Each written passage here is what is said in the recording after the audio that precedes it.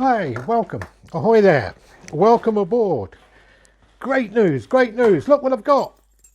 The key for the boat. Hooray! And it's got one of these little cork things on the end. So I presume when I finally drop it overboard, it'll float and I can find it. Brilliant, brilliant. Anyway, folks, yes, you'll be pleased to know that I've agreed a price. I bought the boat. It is now mine. Only trouble is the weather here is absolute rubbish.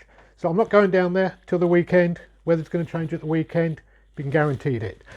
So thank you very much for all the info people have given me. Now I've made a short list here because I'm a great person for little lists and things that I should sort of check when I get to the boat.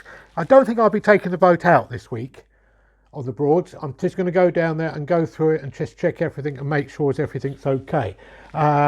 And a few people have given me an idea on what I've got to check. So let's go through it all. If you can think of anything else that I should check, let me know because I want to make sure. Now, shall we go in order?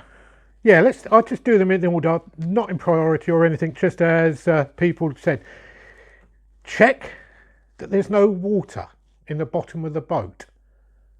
Okay, I see what you mean. Yeah, so if it's been raining and it drips, there could be water laying right at the bottom.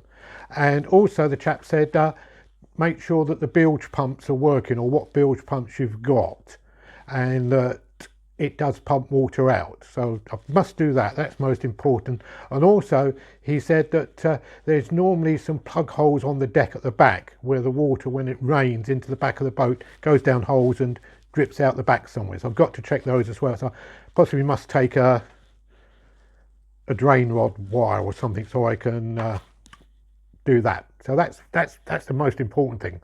Make sure it's dry. Good. Right. Safety equipment. Has it got life jackets? Well, if not, I'll have to get some. Anyway, I've got to check whether it's got life jackets. Also, whether there's a carbon monoxide detector and a smoke detector. Yeah, I suppose that's important. So we'll check those. Okay then, good. So that's something else to check. Now, what else have we got to check?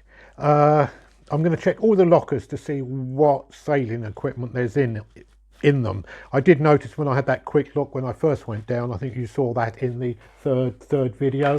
I'm not sure. Let's just put the video on in the background so you can have a watch of that. Right.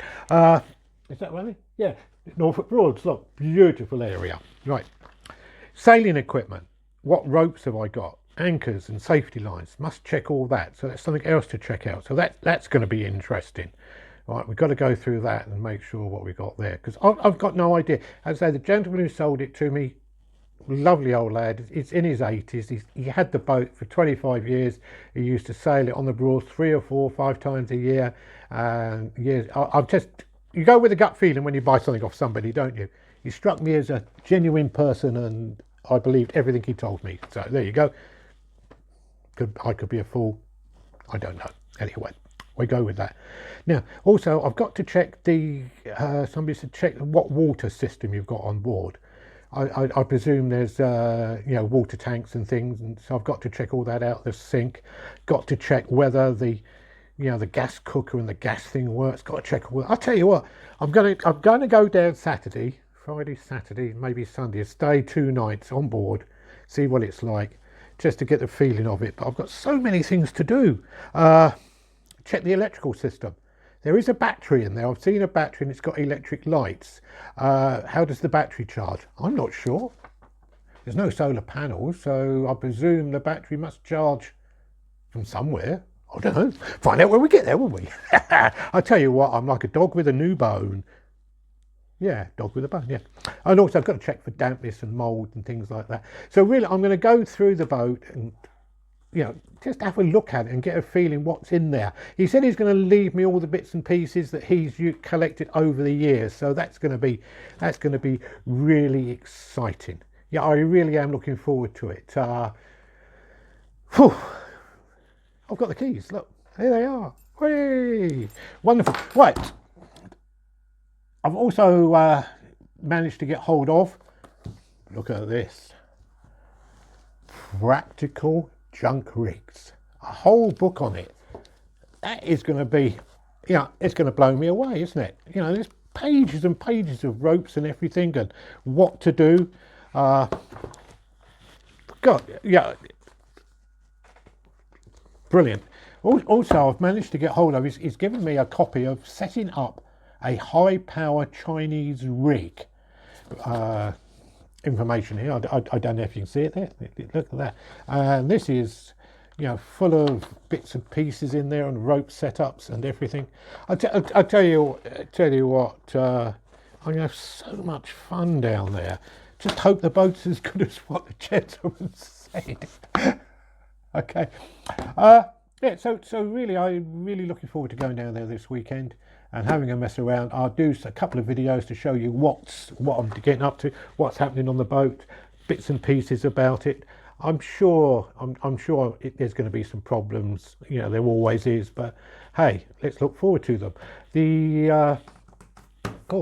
Somebody came on and made a remark about it was a silly idea getting one on the Broads because of the mast and not lowering and everything, but you know, and sailing. Now, the reason I've gone where I've gone, I'm in a place called Stalham, which is not far from Wroxham on the Norfolk Broads, which if you're English, you know where we're on about, UK. Americans, just look on the map, look under Norfolk. It's on the east side of England, on the little bump that sticks out, okay, near Norwich. Look on Google Map, you'll see the Broads there, just type it and have a look at it.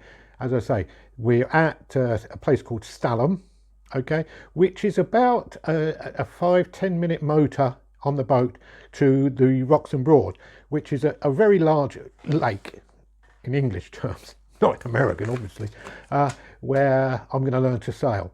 The beauty of it is, guess who else has learnt to sail on the Barton Broad? Yes, Lord Nelson himself. Yes, the great sailor, lived locally, lived in a village not far from where we live, and he learned to sail on Barton Broad, which is exactly where I'm going to learn to sail. So there you go, two great sailors, Lord Nelson and me. But I'm going to have some great fun. I really am looking forward to it. It's given me a new life, new get up and go type of attitude. So oh, just not the fun.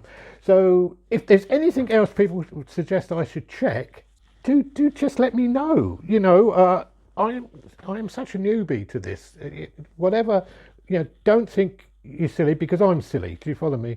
The things I'm going to check on the boat to make sure it's all okay. I don't even know it's got an anchor.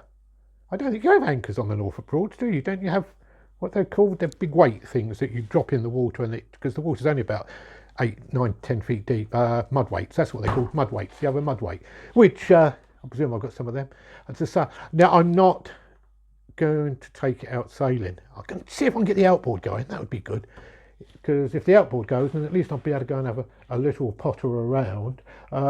This one in the background here, this boat here is a Ventura, is a Newbridge Ventura. It's the same boat that I'm going to get, but this has got the ordinary mast on it. It's not junk rigged, and this is the marina that we're at. So no, it's going to be good fun. Anyway, very quick video. Thanks a lot for watching. Don't forget, be happy, be good. Most of all, what did I say on the end of the last video? Be kind to the animals. Thanks a lot. Bye.